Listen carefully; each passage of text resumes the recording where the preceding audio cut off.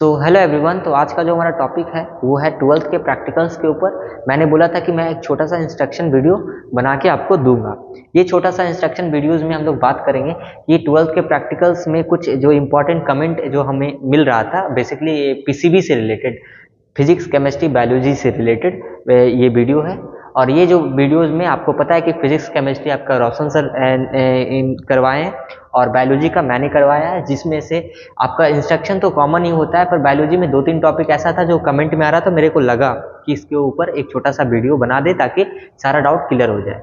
Class 12th में अगर हम देखते हैं कि फिजिक्स और केमिस्ट्री में क्या है और बायोलॉजी में क्या है, फिजिक्स केमिस्ट्री के लिए तो रोशन सर ने आपको प्रोजेक्ट और आपको क्या दिया है, प्रोजेक्ट और एक्टिविटी दिया है।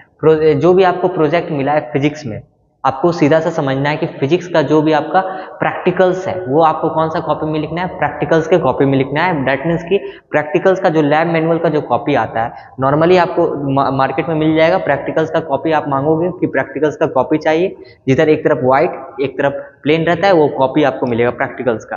ठीक है, उसी तरीका से आपका जो एक्टिविटी होगा आप उसको स्टिक फाइल में लिखना।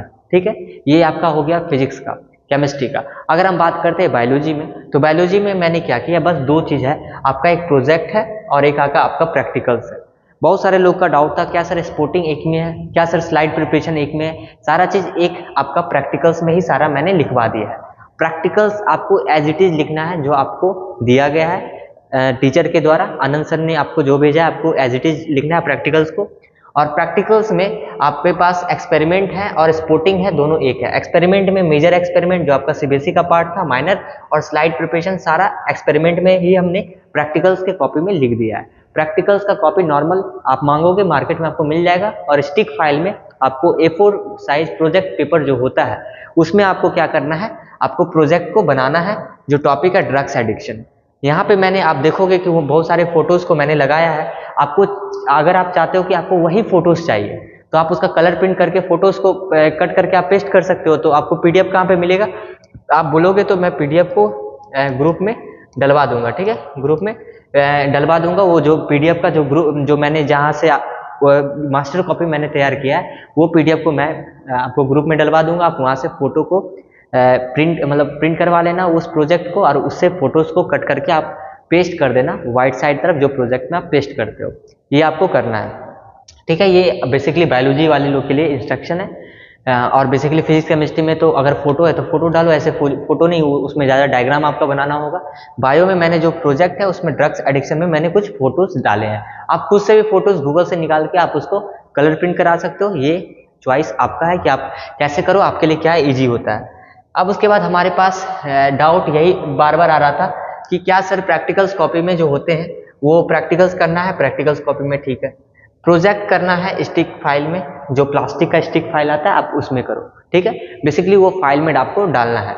अब उसके बाद no need to buy lab manual, क्या लैब मैनुअल बाय करना नहीं करना है। हम जितना लिख के आपको दिए हैं आप उतना एज इट इज लिखो, फिर आगे का इंस्ट्रक्शन आपको दिया जाएगा, आप पहले उतना तैयारी करो और मेन आप अपना एग्जाम पे फोकस करो जो आपका सीबीएसई का मेन एग्जाम है। फिर write as it is in a given PDF. आपको क्या है कि पीडीएफ में जो दिया हुआ है आप एज इट इज उसको अपने कॉपी में लिखो। और कुछ इंपॉर्टेंट पॉइंट ये है कि आपको प्रैक्टिकल्स को लेके या मार्क्स को लेके चिंता नहीं करना है।